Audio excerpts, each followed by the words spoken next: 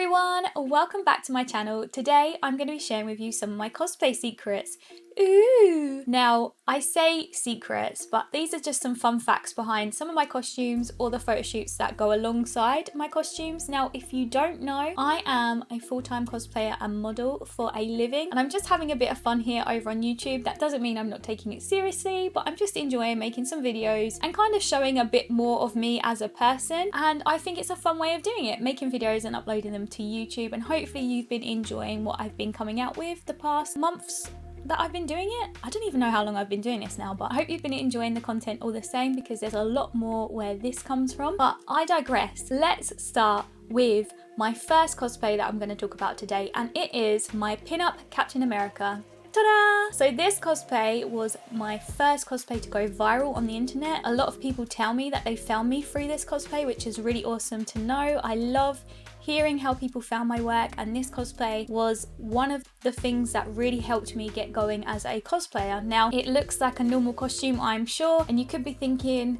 Candy, what can you possibly tell me about this cosplay? Well, fun fact about this cosplay is I made it on such a ridiculous budget. Like, super ridiculous. I think I made it for about £50 in total. I got a secondhand dance leotard and put stars on it, and I got a kid's army hat and put a cheap belt as the straps and painted it blue and put a foam A on it, and pretty much tried everything I could to make this cosplay on the tightest, smallest budget you can find, because when I started out I didn't have massive amounts of money. I was a starving artist, and to be honest, not much has changed, but I tried my best to create the best content I could at the time. Now, the fun fact about this is the utility belt that you see me wearing in this photo is made from cereal boxes. Yes, the multi-pack cereal that you can get yourself in the supermarkets, it's just made from those. And I just hot glued some canvas fabric onto them, hot glued a metal clasp, hot glued the buttons. Everything is just hot glue. Like, hot glue literally saves my life. Now, I did this because the utility belt alone was about £50 to buy. I didn't have that money. £50 was my entire budget for this cosplay, so there's no way that I could afford to buy the belt. I thought outside the box, no pun intended, and took the cereal boxes, which were the right kind of shape, and just went to town with the hot glue, like I said, and the fabric. And then I made a little hole for my fake grenade, like my toy grenade, and just made sure that everything that I needed to be featured on the belt was featured. So yeah, who knew that cardboard boxes from cereal could be so useful? Next up, rolling with the pin-up theme, we have my pin-up Iron Man cosplay. Now, this cosplay was made to counterpart my pin-up Captain America, which you just saw. Now, I made this at the time that the Civil War film was coming out, because obviously it was Cap versus Iron Man. I thought it was a great time to make this cosplay, and I had a lot of fun making it. Like I said, the arc reactor on my chest is the thing that I'm going to be discussing, because guess what? That's made from an old sellotape reel. Yep, the little sellotape reel is my arc reactor, and it's topped with none other than classic A4 white paper. Girl did that. And then it's topped with, you guessed it, some more cardboard. And inside, is a Wraith finger light. Well, two. Because, you know, need to have some brightness on it. Now, inside there was a place for me to reach the switches to turn them on and off, because that's how they worked, and just like a little on and off catch. And I think that I got away with it. I mean, you know now because I've told you, but I think that I got away with it at the time, and I don't think many people thought, oh, that's just a sellotape reel. Like, I think it looks pretty decent in my opinion, considering on how much of a budget it was made. And I had a lot of fun creating it and using stuff that is just lying around the house. And this is what's great about cosplays. If you think outside the box enough, anything can be part of your costume. Next up is my shredder. A lot of you may not even know that I did this cosplay, but this was another cosplay that went viral for me. I actually won London Super Comic Con's cosplay competition in it, which was hilarious because I hated this costume like so much.